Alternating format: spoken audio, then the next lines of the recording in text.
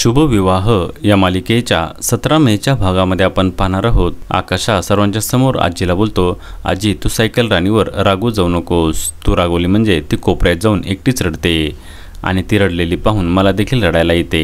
आणि आकाशने अशी विनवणी केल्यामुळे घरातील सर्वजण हे आकाशकडेच पाहू लागतात।